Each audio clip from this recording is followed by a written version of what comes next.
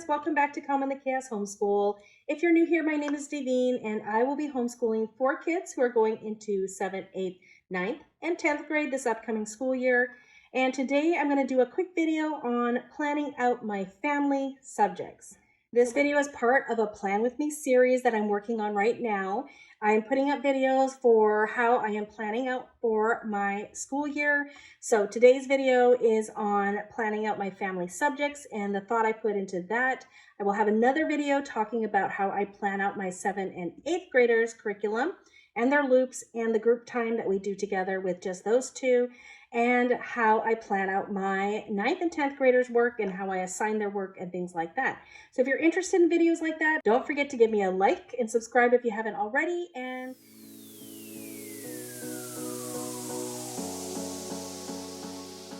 subjects. So my family subjects this year are going to be High Gatsby Baroque. I have Guest Hollows, Geography and Cultures curriculum. I have Thistles and Biscuits, Living Harmonies, and I have Evolution, the Grand Experiment, Volume 1. And what I'm going to be doing in this video is mostly deciding how often I will be doing each of these things in our loop. So I only have 2 days a week this year to be doing my family subjects, and each time we get together, we will only have time to do 1 or 2 of these things. So that is the least amount of family time we have had, but as my kids are getting older, we just have more and more things outside of the home, and so we only are left with 2 days a week where we're at home, where we can do things together as a group.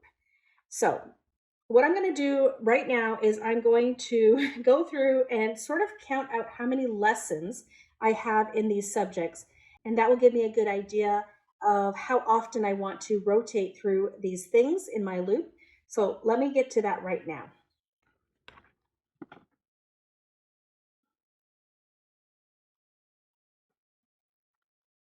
Okay, so I know art history has 12 lessons. I'm going to have to count my geography lessons. I think I know how many I have, but I'll have to count that up. Living Harmonies, let me take a look quickly. We will be doing term 3 this year, and usually each of these take about 4 lessons. So that is 12 lessons and maybe the conclusion. Let me take a look at the conclusion. Okay, conclusion, nope, that won't take another lesson. So basically 12 lessons in Living Harmonies, which is sort of a world music curriculum. Now for origins, we are about halfway through. I have this little tab in here that tells me what to read when we're reading. So I just need to count up how many are left here. I actually watched the video already, so. Okay, so we have about 15 lessons there. And then for Guest Hollow, High School Geography and Cultures, this is our 4th year going into this. So we have done a ton of the lessons. What we have left is South America and Europe. So I need to figure out how many lessons there are in South America and Europe. So I've already printed off the pages that I'm going to be doing and the weeks that I'm going to be doing this year. So let me count those up quickly.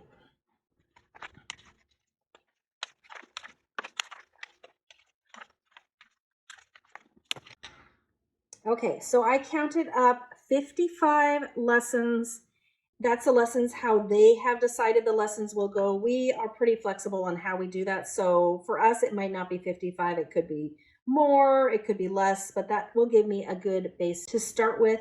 I do periodically go through and recheck this throughout the year, maybe once a term, so twice a year in there after we start the school year. And I just check on how things are going and if I'm getting what I want done.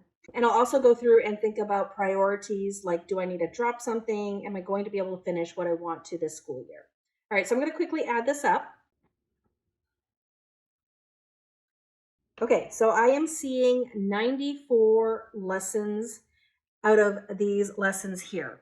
Now, if I'm conservative, I'm going to say that we can get to 3 lessons a week. So We do 2 of these each time we get together, but we're not going to be able to get together every day, or we might not get to 2 each day. So I'm just going to assume that we get to 3 a week. And I'm going to be conservative and say we're doing a 32 school week, though we often do more, but you know, there's always days that get dropped. So that puts me, wow, that puts me at 96 lesson slots. So hopefully that means that this is going to be a realistic look at what we can accomplish this school year. That is the closest I've ever gotten. I guess it's taken 5 years of homeschooling to be a little more reasonable in my planning, but we'll see how this goes. So now I'm going to figure out sort of the percentage that I want to be doing of each of these things.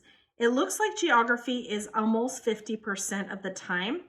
So we'll do something like geography, art, geography, music, geography, origins, geography, art, geography, music, geography, origins.